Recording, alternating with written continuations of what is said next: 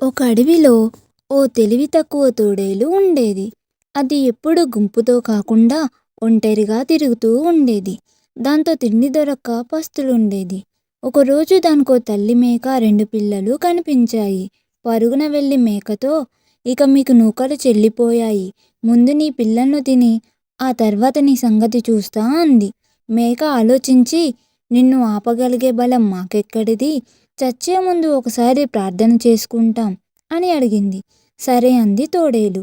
అప్పుడు అవి గట్టిగా అరిచాయి. అది విని వాటికి కాపలాగా వచ్చిన వేటకుక్క పరుగున వచ్చింది. దాన్ని చూసి తోడేలుకు దడపుట్టి అక్కడి నుంచి పరారయ్యింది. కాసేపటికి దానికో కోడిపుంజు కనిపించగా, చాలా ఆకలితో ఉన్నాను, ఈరోజు నీ పని అయిపోయింది అంది ఆవేశంగా.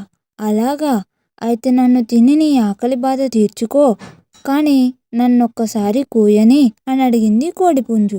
కుదరదని చెప్పేసింది తోడేలు.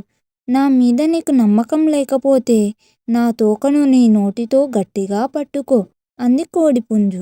అలా అన్నావు, బాగుంది అంటూ అలాగే చేసిందా తోడేలు. కోడిపుంజు కొక్కరొక్కో అని అరుస్తుండగా దాని తోకలోని ఈక ఒకటి తోడేలు ముక్కులోకి వెళ్ళడంతో దానికో తుమ్ము వచ్చింది. అదే అదునుగా భావించిన కోడి పక్కనే ఉన్న పొదల్లోకి వెళ్ళి దాక్కుంది. నోటికి చిక్కిన ఆహారం పోవడంతో తిట్టుకుంటూ వెళ్ళిపోయింది తోడేలు.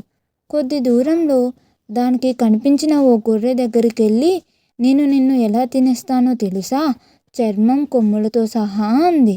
సరే, నువ్వు నోరు పెద్దగా తెరుచుకొని ఉండు, నేను పరుగున వచ్చి నీ నోట్లో పడతా అంది గొర్రె. తెలివి తక్కువ తోడేలు అలాగే చేయడంతో గొర్రె పరుగున వచ్చి బలంగా కుమ్మేసింది. ఆ దెబ్బకు తోడేలు దవడ చీలిపోయి కుయ్యో మొర్రో అనుకుంటూ అక్కడికక్కడే కుప్పకూలింది.